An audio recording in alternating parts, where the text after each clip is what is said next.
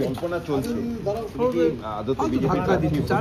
বিজেপির মেম্বারশিপ নিয়েছেন বোন অভয়ার মা এবং বাবা।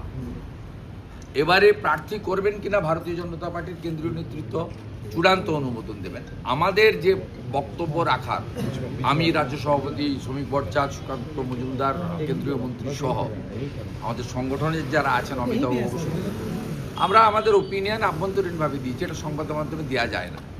আমাদের যে দীর্ঘ প্রার্থী নির্বাচনের 1 মাসের প্রসেস, 5000 কার্যকর্তার ওপিনিয়ন সংগ্রহ, এটাতে আমরা কেউ কিন্তু কোথাও কোনো স্তরে প্রকাশ্যে কেউ বলিনি, কোনো সোশ্যাল মিডিয়াতে পোস্ট করিনি, হয় না। বিজেপি কমপ্লিটলি ডিসিপ্লিন অর্গানাইজেশন, এবং এখানে প্রার্থী চূড়ান্ত করেন রাষ্ট্রীয় অধ্যক্ষ নবীনজির পৌরোহিত্যে, প্রধানমন্ত্রী নরেন্দ্র মোদীজির উপস্থিতিতে কেন্দ্রীয় নির্বাচন কমিটি। তাতে প্রার্থী নির্বাচনের ব্যাপারটা আমাদের এখনও 38টা আসন ঘোষণা হয়নি। আমি আশা করছি, আমার সঙ্গে সুনীলজির কথা হয়েছে যে অতি সত্বর ঘোষণা হবে, কারণ এই 38টার মধ্যে বহু আসন রয়েছে যেগুলো খুব সম্ভাবনাময় আসন, বিজেপির দুর্গ। আর সেকেন্ডলি হচ্ছে আমাদের যেটা আপনি প্রশ্ন করেছেন তার উত্তর হলো বিজেপির পরম প্রাপ্তি অভয়ার বাবা মা ভারতীয় জনতা পার্টির প্রাথমিক সদস্যতা পদ তারা অনলাইনে নিয়েছেন 2 দিন আগে।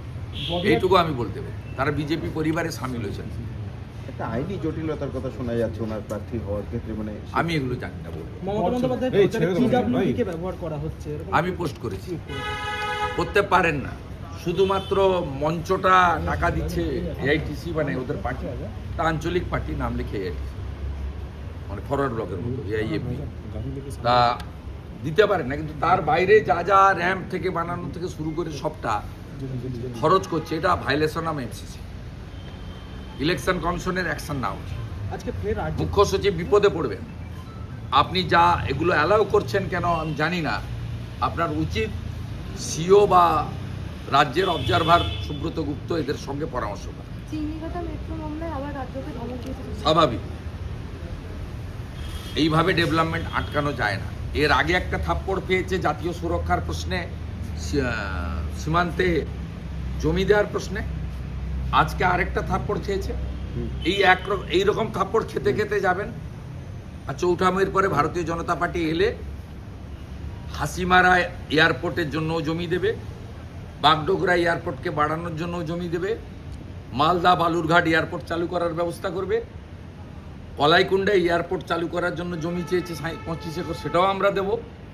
কলকাতা এয়ারপোর্টের আরেকটা নতুন এয়ারপোর্ট করার জন্য জমি চেয়েছে ভারত সরকার, সেটাও আমরা দেব। 61টা হিলি বালুরঘাট থেকে, পাঁশকুড়া থেকে ইড়পালা হয়ে ঘাটাল পর্যন্ত, আমাদের নন্দকুমার থেকে ময়না হয়ে বলাইপন্ডা পর্যন্ত, আমাদের জলঙ্গি ডোমকল রানীনগরের রেলপথ থেকে শুরু করে 61টা রেলপথের যে জমি আটকে রেখেছে এই তৃণমূল কংগ্রেস সরকার, আমরা 60 দিনের মধ্যে সরকার হওয়ার জমি রেলকে দেব, বন্দরকে দেব, জাতীয় সড়ককে দেব, এবং ডিপসি পোর্টের জন্য যেখানে যেখানে বন্দর, কুলপি ডিপসি পোর্ট সহ যেখানে যেখানে বন্দর করার জন্য পেন্ডিং ফেলে রেখেছে এই নেগেটিভ সরকার, নো সরকার। শুধু জনগণকে বলবো, no vote to Mamata, vote for BJP করুন। বাকি রাজ্য কিভাবে দ্রুততার সঙ্গে এগিয়ে যাবে উত্তরপ্রদেশ মহারাষ্ট্রের মতো, সেটা শুধু দেখতে থাকুন। আজকে ফের আর্জি করে আবার একটা শৌচাগারে 100 মিটার দূরে নিয়ে যাওয়া হয় এবং রোগী কল্যাণ সমিতির পক্ষ থেকে অতীন ঘোষ তিনি বলছেন যে এটা এমএসবি জানতো এবং এমএসবি কোনো ব্যবস্থা নেয়নি। একে অপরের ঘাড়ে দোষ চাপানো, যেমন বিনীত গোয়েলরা অপকর্ম করেছে, সঞ্জয়ের ঘাড়ে দোষ চাপিয়েছে, সন্দীপ ঘোষরা অপকর্ম করেছে, অন্য লোকের ঘাড়ে দোষ চাপিয়েছে। এত বরাবর এই জিনিসই এই সরকার করে।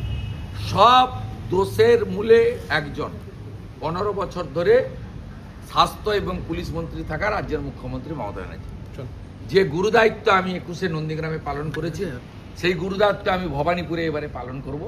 একে হারিয়ে দেন, একে প্রাক্তন না করলে এরকম ঘটনা প্রত্যেক দিন ঘটবে, একবার নয় 5 বার ঘটবে।